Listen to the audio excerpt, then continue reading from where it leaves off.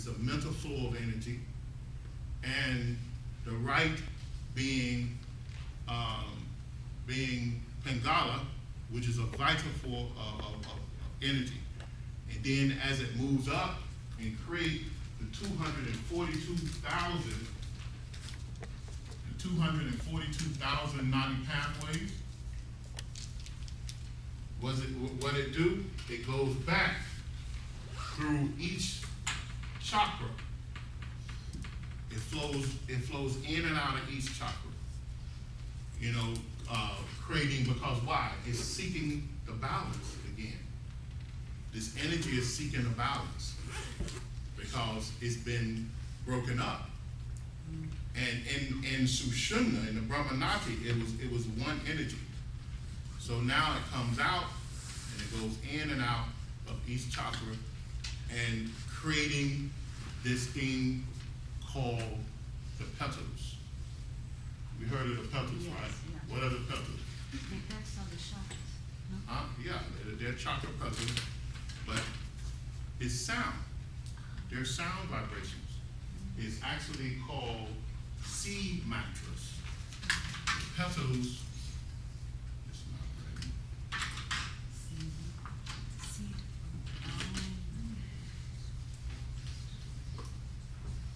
The petals are seed mantras.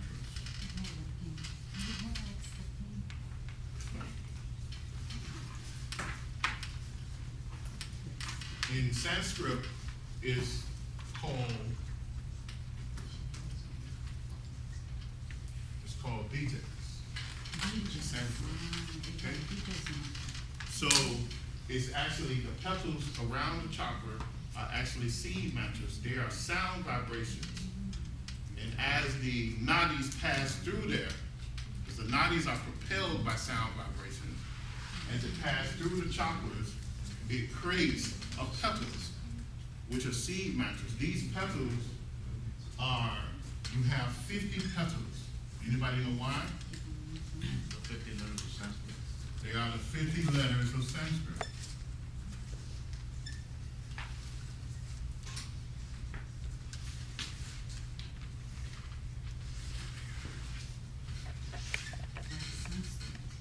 Okay?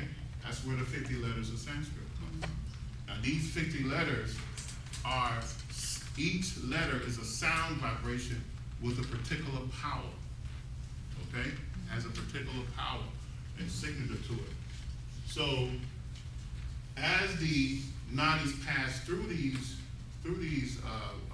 chakras, it creates these petals are actually the original samskaras of the soul. That's what they are. The original samskaras. Everybody know what samskaras are? Yes. Right? Samskaras is like a scar. It's like it's a scar or a seed in a sense that's left on the aura. All right? But these original samskaras are left at the vortex center called the chakras. And they hold consciousness. They help to form the consciousness of the soul. All right?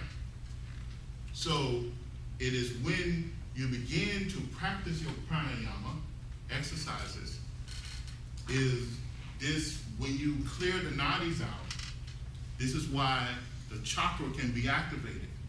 Because why? Because the nadis travel through the chakras. All right?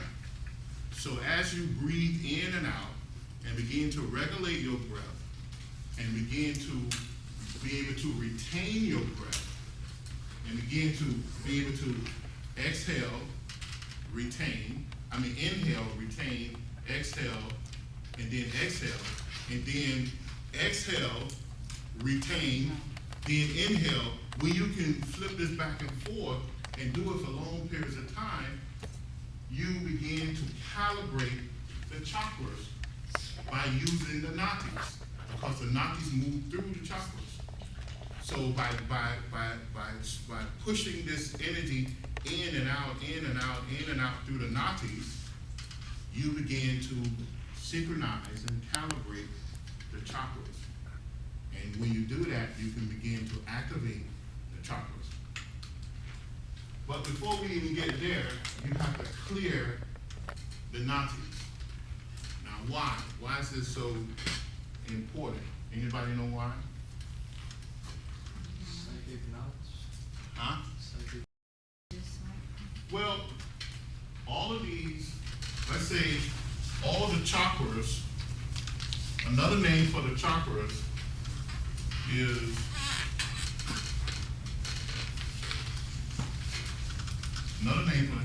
is actually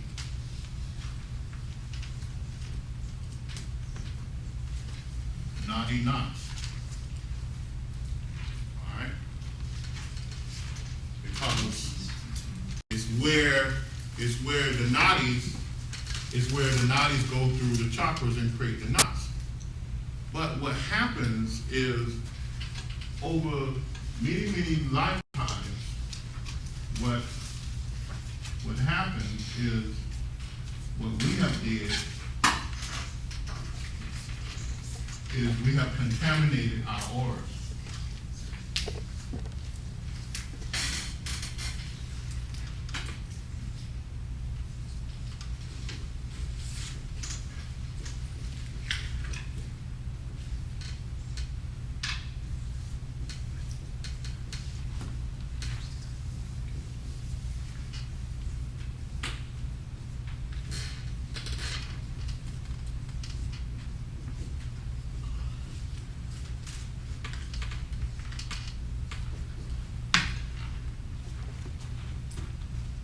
Now,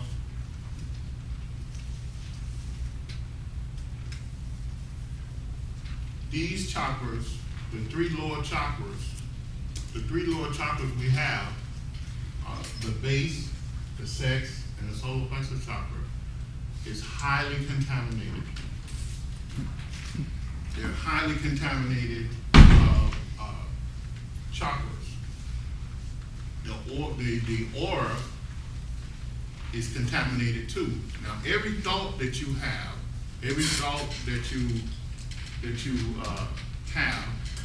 it actually is propelled or projected out into the atmosphere via the chakras. Now, it goes from the chakras to your aura into the atmosphere. So it's just like our Earth. Our Earth has an atmosphere, right? And we can look at the Earth and we can predict weather because of the atmosphere, because we know how the energy flows. Well, in the chakra, in the aura, when you study the aura, you know how the energy flows, right? And you know how certain energies act within the aura and where they conjure up at. Most of the negative energy that we have conjure up in these areas and below these areas. All right, all the negative energy. So what happens is that the chakras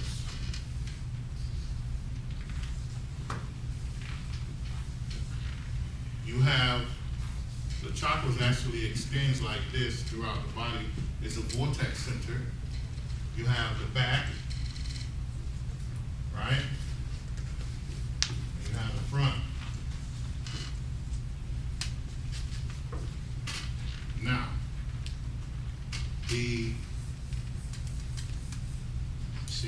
then you have Shushuna, right, which is the spine. Now, in the front, we have a lot of negative energy. In the back, believe it or not, we have a lot of positive energy. In fact, the proper way to raise Kundalini is from the back of the body, not from the front. The black magicians raise the Kundalini in the front of the body in order to gain great power and do evil things. The white magician raised the Kundalini in the back of the body. Because why? Because in the back of the body, he looking to unite himself with God. Okay? The front of the body is glamour, and the back of the body is detachment, spirituality, stillness. You know, there's no activity there. Okay? Do the two ever connect? Yeah, because, well, what happens when you truly raise Kundalini, when you truly raise Kundalini, you remove all the energy out of the natis. All the stored energy in the natis, you drain the natis of this energy. And you bring the energy down to the base of the spine, and you take that energy and you push it up Shushunda. And that's the only thing that breaks the door to Shushunda, to allow you to have a full raise of Kundalini. All right? Or in some cases, even a partial raise. You have to drain the body of its life force. And you push that life force in one direction to the base of the spine. And from there, you push the energy up the spine, and then you can open the chakras. And this is done through a deep, concentrative, meditative state. All right? Most people have not meditated. All right? Most people have not went into real meditation. Real meditation brings about a death-like state. That's what it does. You know, it's a conscious death-like state. You place your body in a conscious death-like state. Because when you drain the energy, when you drain this energy out of the natis, wherever you drain the energy from, that part of the body becomes dead. You bring about a conscious death state to that part of the body. And let's say you take it from here, from the base to the sex, this is dead. You go from the sex to the solar plexus center, everything below the solar plexus center is dead. And you need all that energy to actually open these chakras. It's the only way you can open it, by taking all your life force and pushing it there. Then you move it from here, and everything below here is dead. You bring it to the heart chakra. You open that chakra, and and when you open the chakras, you're opening up to the all knowledge space. You're allowing the soul to be bathed in the light of the spirit at those levels. When you go here to the throat chakra, the heart stops beating. So you really go into a complete death state. And then a conscious death state. And then you take it here to the throat center, and you open it up. You can't speak, but you understand all languages at that point. You go into this, by then you're a great adept. You're on the verge of mastership. And when you bring it to the Christ center, you become the Christ that Jesus was. All right? So then you open it up, you bathe in this light of spirit, this light of the spirit. The soul is bathed in the light of the spirit. Don't take my word for it. Go back and study the real teachings. And they'll tell you these things, that true meditation or samadhi is when you bring about conscious death. And when you read on the subjects, even in the autobiography of a yogi, who read the autobiography of a yogi? Okay. A couple of you here. So when you read the autobiography of a yogi, you'll notice that when Paramahansa Yogananda spoke about his master, he took a mirror or whatever, put it to his master's nose while he was in meditation. There was no breath. He said, "My master will die." But his master soon spoke to him to let him know that he was not dead, that he was just in a state of samadhi. All right. So that's true meditation. Contemplation is when you can contemplate, you'll gain psychic powers, the siddhis. Of course, in meditation, you get all the siddhis, but in contemplation, you can bring about clairvoyance, clairaudience, psychometry. You can bring about all these different powers, these psychic powers. Bring about astral projection, etheric projection. You know, you can even bring about levels of levitation. You can levitate, and with contemplation, the higher parts of contemplation. So that's the pranayama brings about these abilities. Pranayama works in conjunction with hatha yoga. It works in conjunction with raja yoga. You know, hatha yoga is a yoga of physical development. Raja yoga is the yoga of mental development. Jnana yoga is the yoga of wisdom. Right? Bhakti yoga is the yoga of devotion. Pranayama goes with all these yogas. You cannot have these yogas without using pranayama techniques. Yeah. Can this be done in one lifetime? With great effort. Yeah. In the, especially in these times nowadays, is that influence our development? You know, the way things are now? Yeah, I mean, you can still develop. I think the most important thing now is service to humanity. That's the most important thing right now. You know, but with the study, you know what yoga means. Yoga means what? The union with the divine. Union with God. Okay? So you study yoga, and you study these techniques to make a union with God. And the more you develop yourself, the greater service you can give. You know, because it dawns on you that God is totally impersonal. And when you can actually feel that and know that, then you can serve everyone, regardless of their politics, regardless of their religion, regardless of their color. You can serve everyone. See, that's what, because God doesn't look at all those things. The absolute does not look at those things. So that's what yoga is about, making union with God so that you can move into that God-like consciousness and understand that, and without all the emotion attached to it, you know. So let's we talked about the nadis and the chakras, the auric. We were on the cleansing of the auric.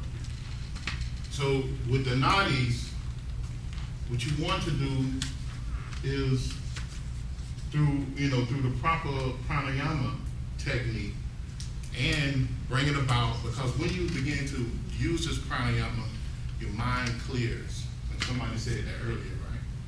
Your mind clears up, right?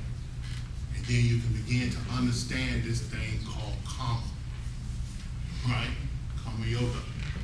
Karma yoga is a yoga of action, a yoga of law, right? You begin to understand the laws of karma. So when you begin to understand the laws of karma, then you know that every action you make has a reaction. It may be opposite, but it's equal. And then you begin to understand that you have to have a moral code in life, you know? So when you understand this, you can begin to clear up your auric field. You begin to burn up the negative karma. This great distortion, because most of our auras are filled with this great distortion, this storm-like activity, you know, and it's jagged and it's waving and it has all these ugly colors, you know. It's all this gray matter is just flowing there and just creating all type of havoc in our lives. So what happens through pranayama, you can ease the storm. You can ease the storm. You can begin to clear it up, and you begin to understand the law. And you know that by right moral code, then you stop adding to the distortion. You know, you start adding to the calmness of it. Yeah. Is it possible for someone externally to do this instead of you going through the steps here, like vibration and, you know, somebody who has gone through certain steps to do it for you quicker? No, I don't think it is. Someone can help you. Yeah. They can give you healing. They give you energy. They can transfer some of their energy to you. So they can help clear you. the karma for you or help you clear Not it? really. You have to take care of your own karma. You know, Jesus said, as you sow, so shall you reap. Not so may you reap. He said, so shall you reap. He was telling you the law of karma. Jesus was speaking about the law of karma when he said that. When Buddha described the law of karma, Buddha said action and reaction is opposite but equal. Now we know those things are true because even in thermodynamics, that's one of the laws of thermodynamics. Now what Buddha said, action and reaction are opposite and equal. I mean, they use that in science. So you cannot really truly take on you can in a sense. I mean, adepts and masters do it, but it's usually done on a large scale. But they have no reason to do that for one individual, you know, unless that individual is going through initiation.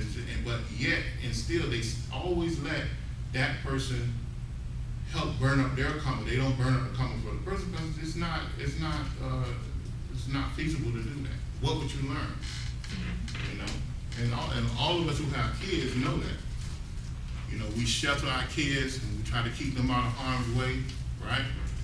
And what happens when they're confronted with a real situation? They do something stupid, right? They do something stupid because why? They didn't go through the motions to learn things on their own. You know, sometimes you shelter them to a certain degree, but you don't over shelter them. You let them experience things. You get them out of the house. You take them places. You teach them. You let them interact with different people. Because what we learn in college, the first thing we learn in our first year, you know, that in our sociology classes, no man's an island. You cannot lock yourself up from the world. You have to interact with the world. And you need other people in order to move forward. You cannot lock yourself up, you know. Yeah. Can you absorb other people aura, contaminate your aura, or the reverse?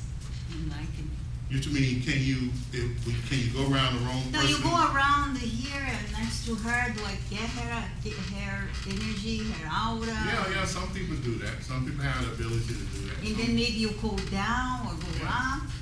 You ever go, if you lock yourself in a room with a very sick person, you've seen drain, right? Mm-hmm. Because when that person goes into that sick mode, what do? They pull on everyone. They pull on everyone around them in order to maintain themselves. So of course, yeah. So when you go into a crowded room, of course, some people are going to be up and some people are going to be down. Right. So it's going to be a mixture. Now, the only way you can understand me is that our aura have connected. Our aura have actually locked, and we're communicating back and forth to each other. In fact, you know, everyone's aura is connected to me now in this room, and that's a real way that you communicate. Okay, and it's through that is that the communication is really happening. So It's you not understand actually the words. Huh? That's how you understand the words. That's how you understand the words. That's how you get the feeling. That's how the knowledge is transferred to you. It's through that aura. It's through the linking of the aura. So everyone you go and talk to, you link with them. Okay, whether you realize it or not, that's what's happening. So it is through pranayama, moral codes, proper moral codes and just the whole 8 limbs of yoga. You study the 8 limbs of yoga, you'll notice that all the yogas are connected to the eight limbs of yoga, right? And one of them is having a proper moral code, and that is just following the law of karma. You know what's right and what's wrong.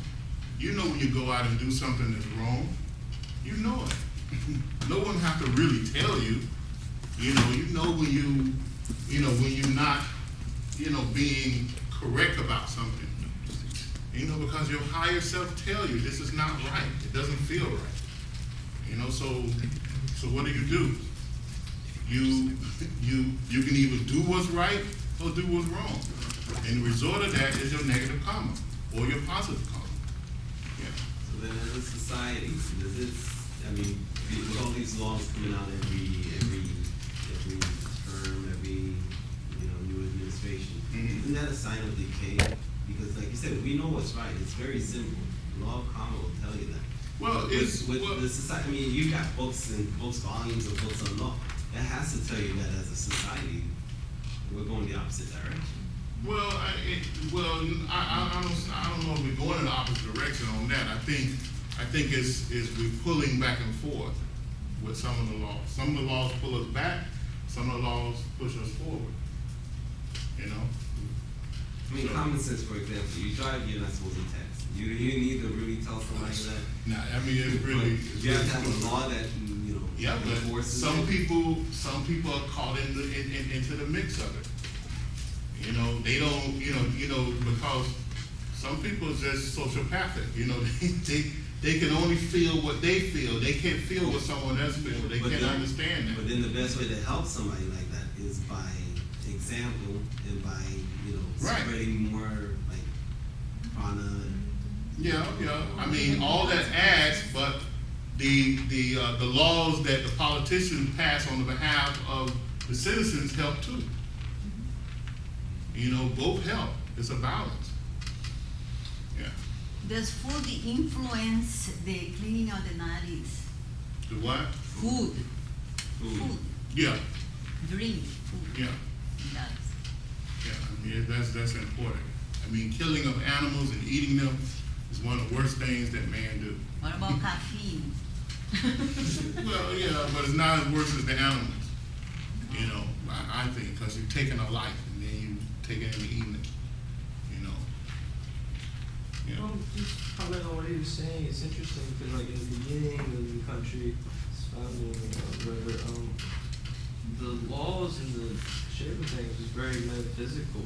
Mm-hmm. So I think it's interesting and a true comment to see development in the country. Especially in this country, they were heavy metaphysical. They was heavy. You could go around and look at our monuments and see that they were heavy into metaphysics.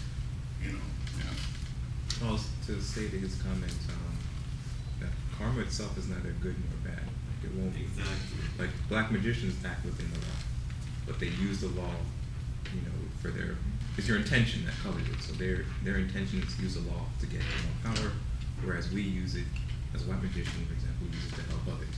But it's all, you can't escape the law. Yeah. Karma doesn't say. Politicians is a different type of law still. Well, But they're it's still acting within the law. It's still working within the law, though. Within the law. It's still working within the law. Karma is pressure towards conformity. That's what it does. It places pressure towards you conforming. So it's neither good or bad. It's just pushing you in the direction that you need to go into. Some people might need, a million pushes, and other people might need 100 pushes. But it's continually pushing. It's continually pushing. Exactly. Yeah. No, are we talking like about two sets of laws, the universal law, which is more coming from the higher selves, which some of us are more connected to than others, and the law of just man, which No, can be, because everything fits in the law. Yes. Nothing's outside of the law. Everything fits in the law. See, the law of karma, the law of karma is God. You know, there's nothing manifested outside of the law of karma. Everything have to work within a framework of laws. So everything, regardless of what you may think of it, is still within the law. You know? Good or bad? Huh? Good or bad? Good or bad. And we define things as good or bad. So, because, I mean, in other words, God won't all of a sudden come down and stop us from doing something. That's ridiculous. You know, now maybe a God-like being like Jesus might do that, or Sri Krishna may do that, or Buddha may do that, the Lord Buddha. But the absolute, no, the absolute is impersonal. You know, in the same way we, as earthly gods to our kids, may intervene on their behalf to stop them from doing certain things. But the absolute, no, the absolute is not going to come, you know, down to stop you from doing something. You know, you go there, you want to kill 100,000 people, you go and kill 100,000 people. But the law of God is going to take care of you. See, because it's already put into motion. You can't get away from it. But it's not punishment. Huh? It's not punishment either. If you want to call it punishment, it's punishment you place on yourself. See, one action, you can take one action, right? One action, you make one action, right?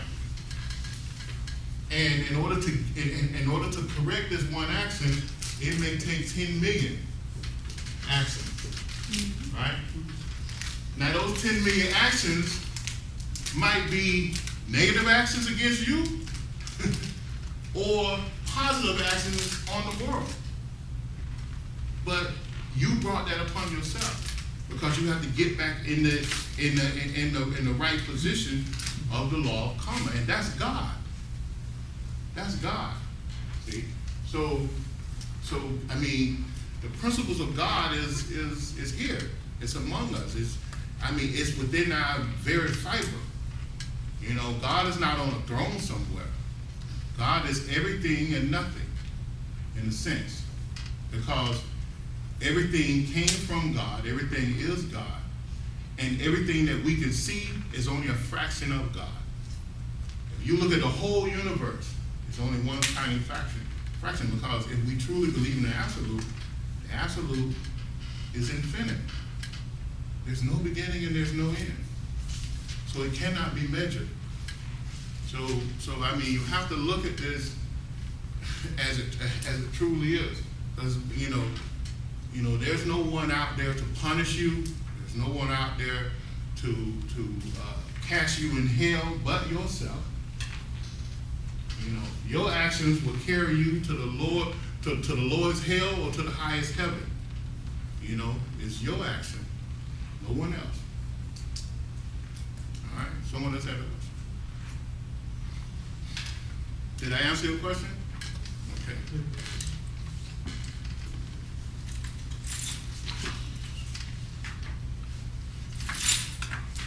Okay, what else? Mantra. What? Haven't gone into mantra. Yeah.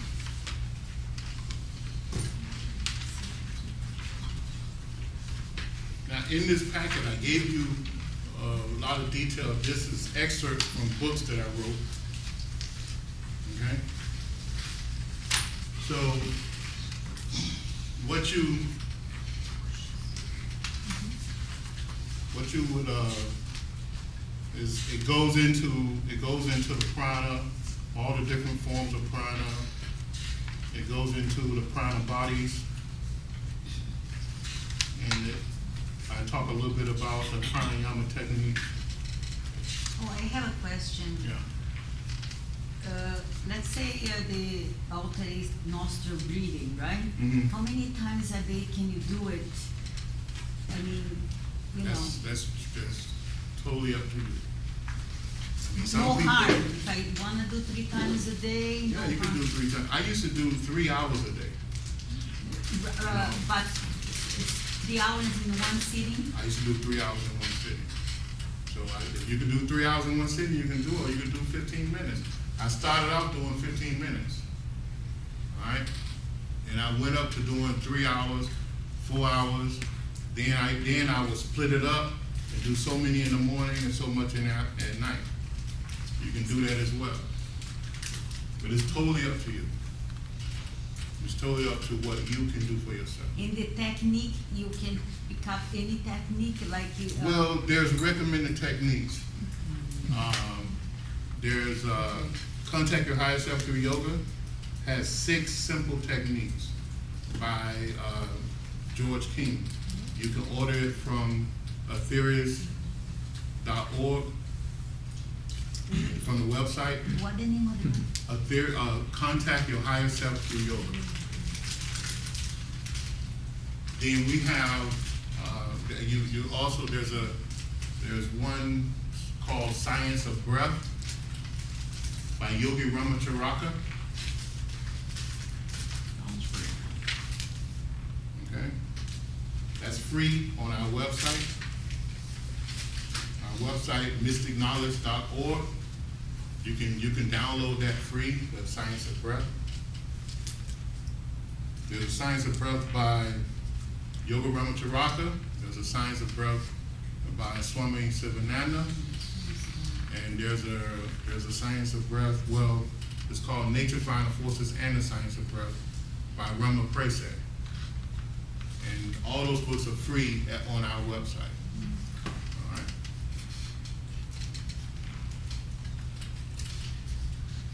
So, have I lost anyone? Everybody understand this so far? Clear up a lot of things in your mind? Okay. So let's go to mantra. Okay? Mantra is a sacred science. It's a sacred science. And there's not a lot written on mantra. Just recently, you begin to see books on mantra in the last 20 years or so. Most of the books that were on mantra, they were in code, and you would not know it because they didn't spell it out.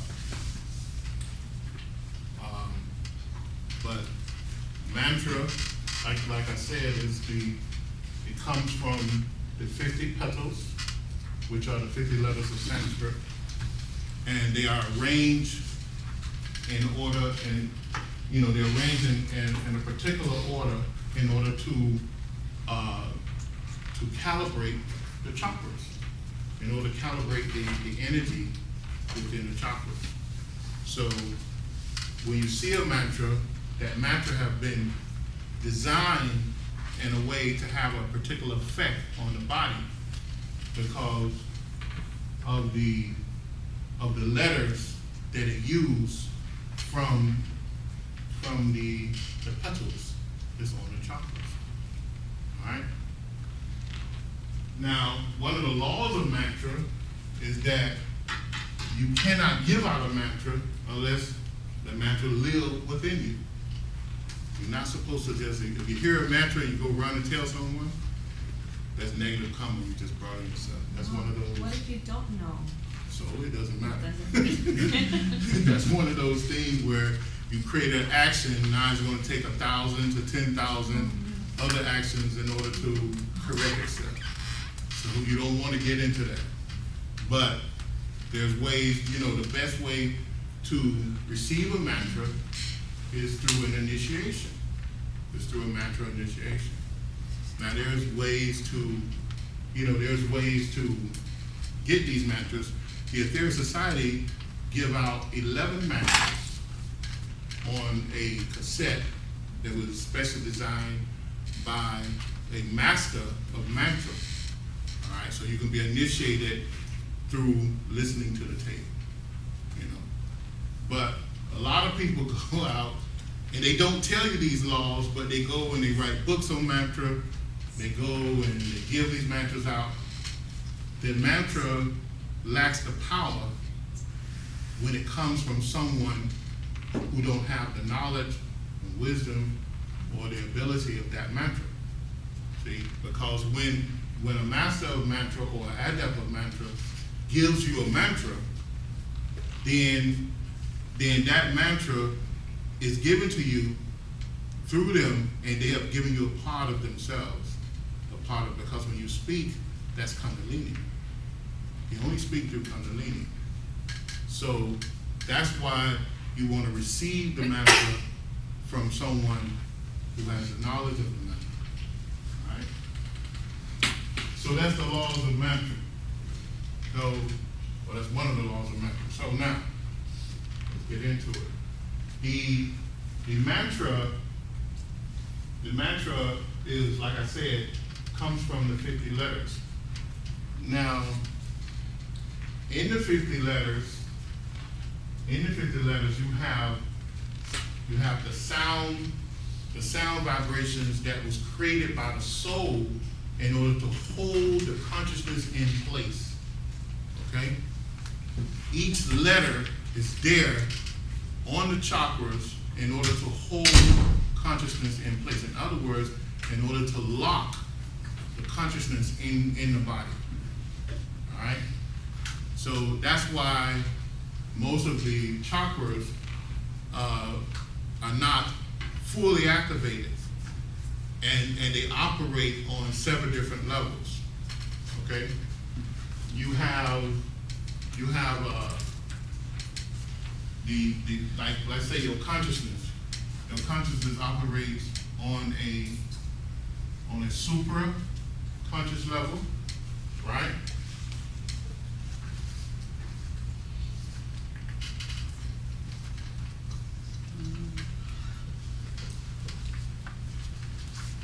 It operates on a subconscious level. Okay.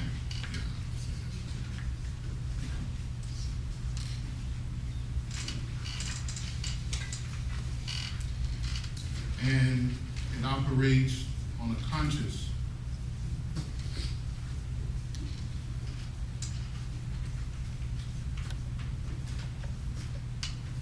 Now this is what we're using to talk back and forth with each other, although we're interacting with the sub and the superconscious mind all the time. All right? The superconscious mind actually is the first thing that's created. Then you have the subconscious mind that's created, because the subconscious mind actually comes from the superconscious mind. And then the superconscious mind creates the conscious mind. All right? So it operates like that. And here, man is really only aware of the conscious mind.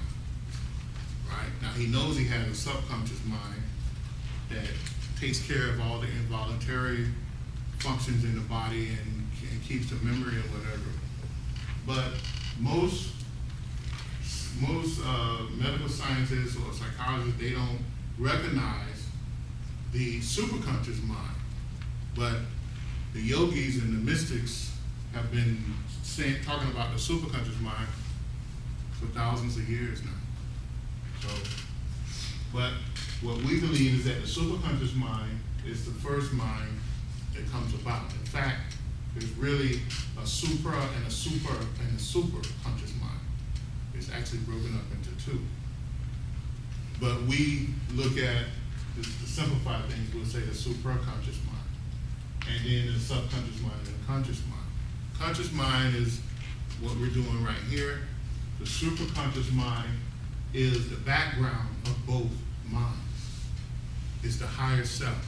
It's the conscious mind for the higher self that's actually connected to the soul. All right? And it's like the great diva of the body on the higher realms. And the subconscious mind is another great diva too, because the superconscious mind and the subconscious mind will not break the law of karma. It will not go outside the law of karma. It always operate within the law of karma. The conscious mind, which is you, of course, which is you on the physical plane, will cause all type of ripples for yourself. You know, and it will break the laws, go outside of the laws and cause these storms, all right, that we deal with on a daily basis. So all of this is brought about by the activity of the sound radiating from Kundalini. So it is mantra. It is the mantra that the soul repeats that brings about consciousness and actually activate consciousness throughout all the chakras and lock the consciousness into the body or the auric body.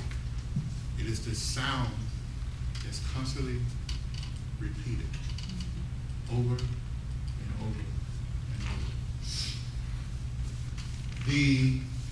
The sound that's repeated, the physical sound of it, the physical sound of it is actually what? Anyone knows?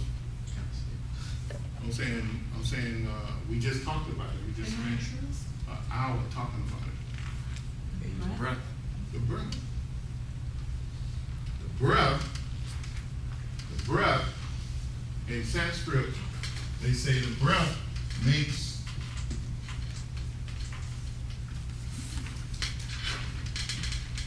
hamsa. It makes this sound. And that is the mantra that the soul repeats 21,600 times a day in order to keep consciousness locked on this physical plane. The soul hum, right? That's what I was gonna say, the soul hum. Yeah. The soul hum. In Sanskrit is written like this. No. All right. Now, when we begin to pronounce it, we flip it in order to pronounce it. So it is the Soham mantra that the soul repeats over and over and over and over again. Why do we flip it in the pronunciation? That's just the way it is. Most mantras are done that way. Believe it or not. For the protection. Which comes first, inhale or exhale? Which one you think? What makes sense? Inhale. Huh? Inhale, right? Yeah. So it is, yeah. So then if you flip it around, does it still have the same force? Yes, or it has the same- power. Okay. Yeah. So I am that I am. You know, you heard that in the Torah and in the Bible, right? Who said that? The burning bush. The burning bush, right? A lesser Lord of creation, right? Which, of course, they call God, but it was actually a lesser Lord of creation. That when Moses asked, "Who should I say sent me?" He said, "Tell them I am that I am." And that's what this actually means, or one of the meanings to it. Is I am. That I am. All right. It's the breath of the body. It's the breath. Now, of course, in the ancient books, this was written a long time ago. You can go and research it. Don't take my word for it. Anything I'm saying, don't take my word for it. Go and research it yourself. It'll root better with you. Okay. Now, of course, scientists know that. Scientists say, well, we take 21,000 breaths a day. You know, look it up, Google it. We take 21,000 breaths a day. And thousands of years ago, this was written, they said that the soul repeats this mantra 21,600 times a day in order to keep consciousness locked in the body. Okay? So it is that actually brings about this thing called consciousness and locks the consciousness in the body. Now, there's 4 states of sound that originates from the Kundalini. The first state, anyone can tell me? It's right in the packet I gave you. Huh? The para sound. Right? The para sound is the soundless sound. It's the soundless sound. When the soul pushes this Shakti power down through Sushumna, right, down through the Brahmanati, and it gets to the Brahmanati, it does what? It goes into a state of what?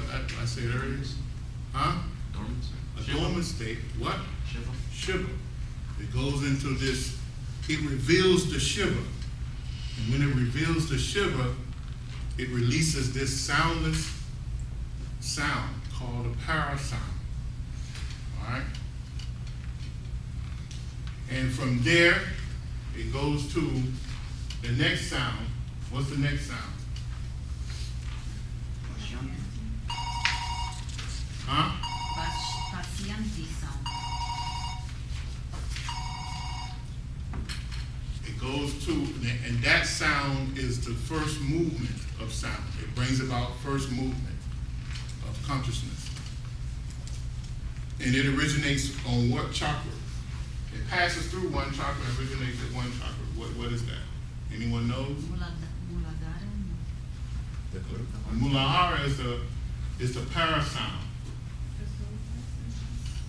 The next sound passes through, the second sound. It passes through and it originates in the solar plexus. And then it moves from there and creates another sound. Because now you have, it passes through and consciousness is somewhat formed. And now it goes to the next level. What is the next level? Madhyama sound. And that is the heart, right? And there, all the subtle bodies is created for the consciousness. The astral body, the etheric body, the mental bodies are all formed at that level. Then it moves to the last sound. And that is the thing that brings about gross sound. It brings about the physical body, the physical worlds. Okay? And then you have basic consciousness. So those are the 4 sounds that originate from the Kundalini. And the 50 letters pertaining to those 5 chakras are the things that operate man towards, to where it needs to be operated from on all these different realms. Yeah. Is there any breaking of the law to repeat like a Gayatri mantra? You until the mantra lives. Let me tell you how the mantra can live within you. You chant the mantra on a regular basis. The Gayatri mantra. Yeah, any mantra. Okay. Any mantra. Okay. You chant it or sing it, on a regular. You may chant it. In fact, in that, I think in this write-up, I tell you how to do it. Mm-hmm. Okay. So it's not a breaking of the law, pick up these basic mantras and start doing it. No, if the mantra have not been given to you by someone through, through an initiation, then you can initiate your own self by chanting the mantra many, many, many times. Oh, okay. Okay? So if you know the mantra, you know the correct pronunciation of the mantra, then you chant that mantra many, many, many times until the mantra lives within you. But And you'll know. sometimes, it's hard to 100% pronunciation. That's right. Sometimes That's why you need to get it from someone. Yeah. Sometimes you do like in 95, you know what I mean? Yeah. Yeah. Yeah, so that's why that's why the mantra is supposed to be given to you through the spoken language, by someone who knows. All right, and then you get the correct pronunciation of it. Now, another thing, Sanskrit language is not really a written language. It's a spoken language. It's not, and it was the first language. It was the first spoken language on earth. So it's not a written language, and that's why when you pass it on, then you pass it on through speech, not necessarily through writing it. All right, that's why that's not a part of the law. There's no written documents in Sanskrit? Yeah, there's written documents in Sanskrit, but it doesn't convey the real language. You understand? It doesn't convey the richness of it. It's a spoken language, not a written language. I mean, that's it. I thought I heard of some scholars there that in India who do study or. Yeah, I mean, you can study. I mean, years ago you couldn't study Sanskrit, but in a couple of places in this country. But now you can study Sanskrit anywhere. But I'm telling you, it's not a real written language. They came up with the letters in order, to try to structure it. But the way it should be given is through speech. All right, that's the way it should be passed down. So everyone understand? Did I answer your question? Yeah, thank you. Amen. Yeah. For the fourth sound, which is the gross aspect of speech in the physical body, Mm-hmm. I thought that would have been tied to the base of the sound in regards to the gross physical body. No, that's the way it is right there. Why did you think that? This It's all tied to the base, but why did you think that? I would always think that would be as we go from 1 to 4, we're kind of slowing down the sound in a sense, from more subtle to more gross. No. It needed that power in order to express itself. It needed the power from the throat center in order to express itself. Because the power of the throat center is connected to, everything's connected to the Christ center. Where does the nadis terminate? At the Christ center. And the Christ center is the commando center. It's the commando center. For the soul? Huh? For the body, for the soul, for everything. All right? Because when you go to the crown center, you are necessarily not a part of this world anymore. You become an avatar. You become a cosmic being. You can lead this world. You become an ascended master. Okay? So, but if you see the real teachings of the yogis, they won't talk about the crown center too much. They'll talk about these 6 chakras. Although there's 108 chakras in the body, they'll only talk about these. And when they talk about the other chakras, it's through some type of initiation. All right? But they actually leave out the crown chakra for private instruction. All right? So no, it's remember the energy in the base chakra is, like I said, it must be manipulated by higher forces. Because why? It's been there long enough. It's the anchor for the Huh? anchor for the center. It contains all of this. Yeah. So it have to be, you know, it have to be controlled. So that's why it's controlled through the throat and the Christ center. Even the sex energy in the body, you know, the Vyanta, the sex energy in the body is actually controlled from the Christ center. All right? So it's the seat of consciousness. You know, that's why a lot of people, when they begin to first develop clairvoyance or psychic ability, they say, I'm looking through the third eye, you know, because they see a reflection there. But it's not. It's actually, they're actually looking through the sex center. You know, because psychic, when you first develop psychic power, you're looking through your sex chakra. You're not looking through the third eye, but you see a reflection. You close your eyelids and you see this reflection. You know, but it's not, that's not the case.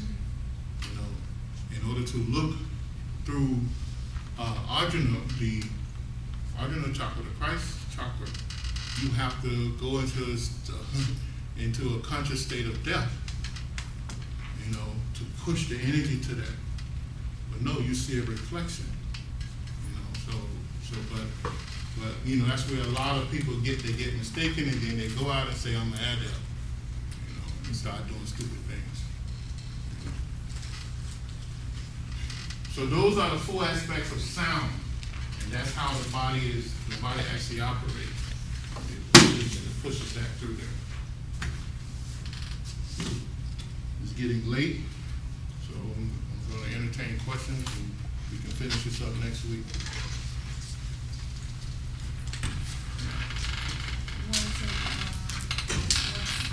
One becomes a master, like they reach the Christ, they're able to push Kundalini to the Christ center. Can they live in that state, like remain in that state, you know, forever? Can they remain in that state forever? Why would they want to do that? No, well, they wouldn't do that. You know, they do what Jesus did. They do what Buddha did. They do what Sankaracharya, Laose, Confucius, all those great masters did. They bring the energy back down, and then they walk among man and serve man. You know, because that's what the law tells them to do. You know, they become God-like, and they live their life as an example for us. You know, because, you know, they feel their connection to us. And they know that they must serve and help everyone raise their consciousness to where they raise their consciousness. They won't sit in the bliss and just suck it up, you know. You know, of course, we want to do that and strive towards there, but no, you don't do that. You go into the state, you come back out, and you walk among man and suffer among man and give the knowledge to man. Okay? Any other questions? Yeah.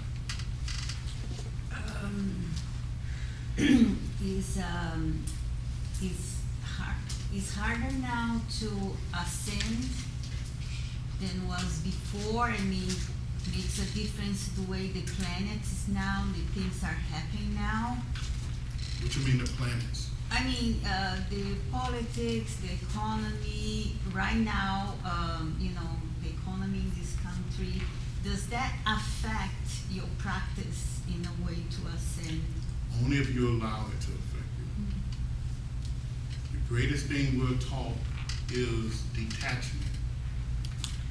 Okay, you have to learn to detach yourself from things. Now, you know, if you attach, see, if you detach yourself from things, that you'll learn that you attach to everything anyway.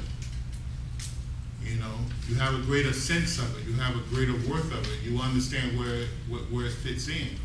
You understand where it affects you and where it doesn't affect you. And then you can do something about it. See, by practicing detachment, you develop what's called Jnana Yoga, right? Which is wisdom. And you gain the wisdom to deal with it. And don't let it tear you down so much. You move forward with what you have to do. So it doesn't matter which environment you are? No?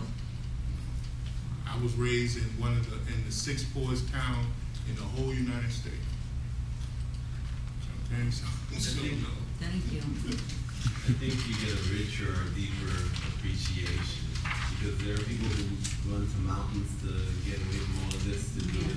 But if you can achieve that same goal Among here, people. among people, you get a deeper and a richer appreciation for it. It's no, you don't, it does, you know, the environment affects you if you allow environment to affect you. You know, so you can, you can let anything affect you. But what we're taught in the yoga philosophy teaching, we're taught the first thing they teach us is detach, right? Detachment, that's what it means. It means that you become impersonal, you detach yourself from things. You kill out desire, you know?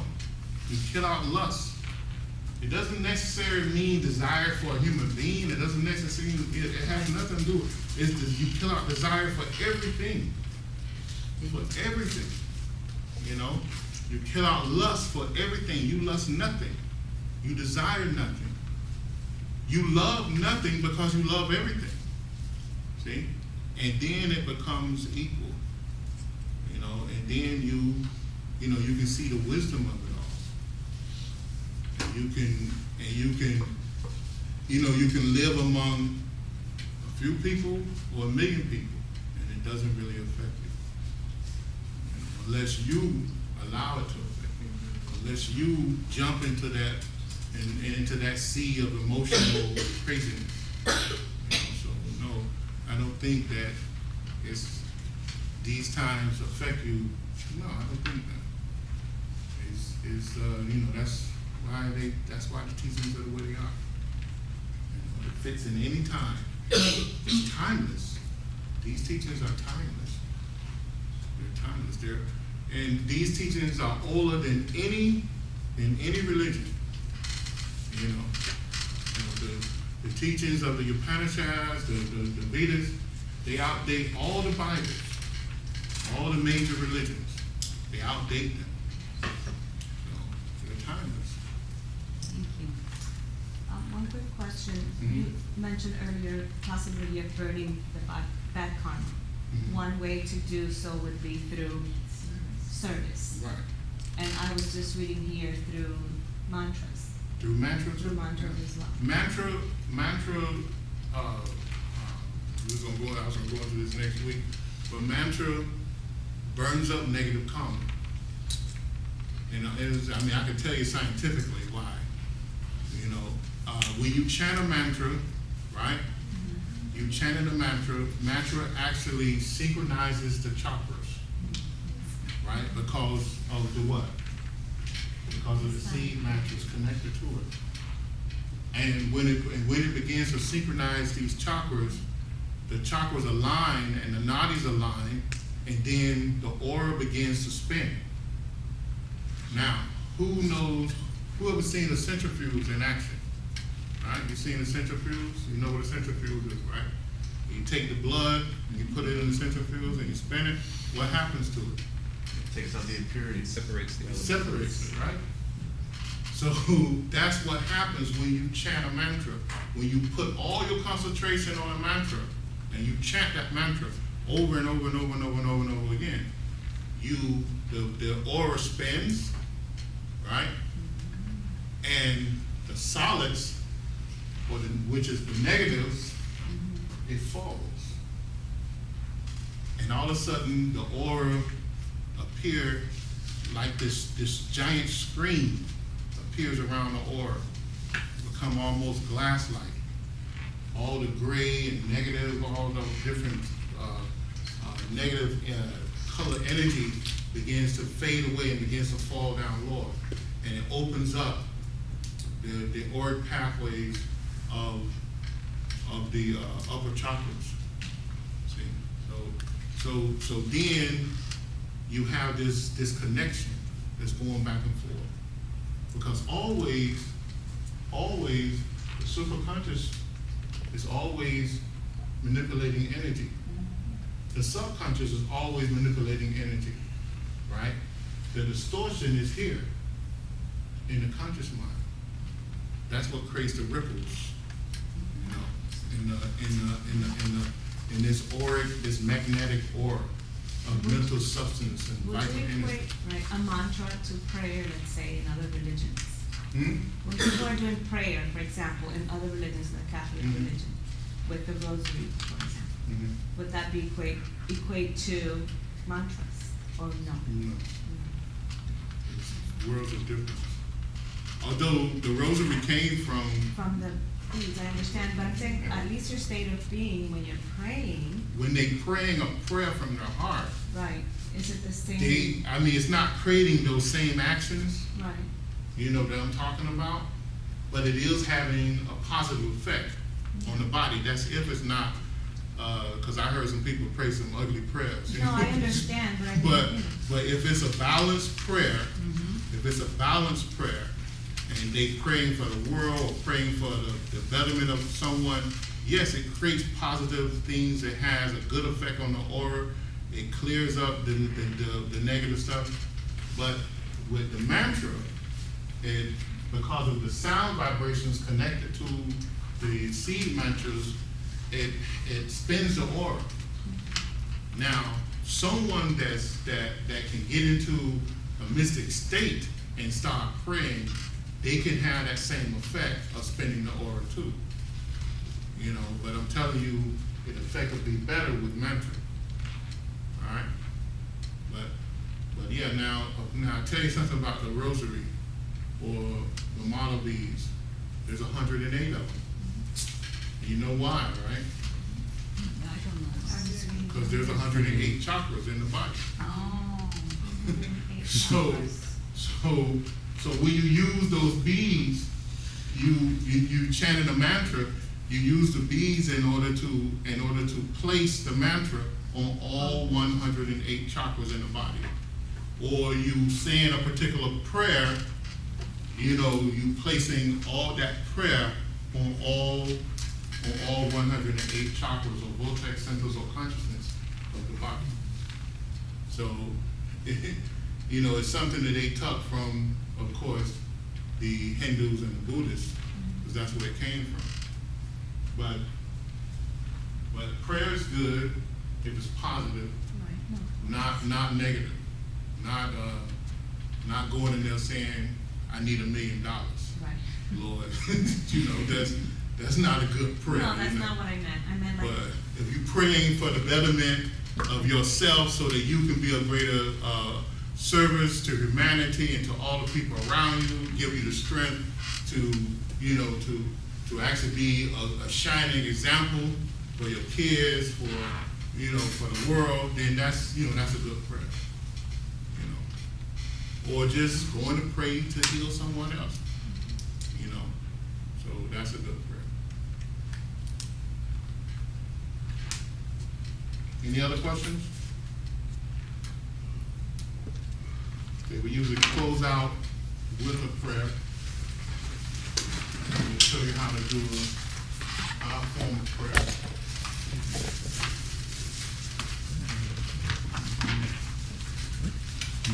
Facing east, stand.